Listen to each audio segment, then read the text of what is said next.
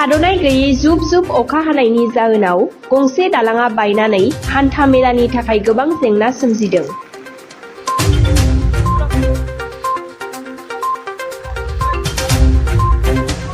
धेमाजि जिल्लानि सिङाव थानाय सेरेन नेपालि बर' गामि आरो 1 नं हाजं गामिनि रायजो राजाफोरा ज' जानानै गंसे औवानि दालां लुफुंनानै लादों।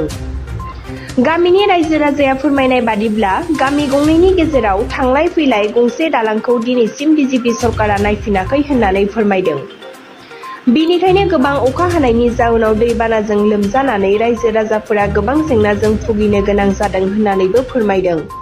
लोगोसेयैनो गामिनि रायजो राजाफोरा खौसे जानानै बिजेपि सरकारनाव नाव गंसे आरो दालां गंसे बानायनानै होनो थाखाय गुरैयै खावलायदों।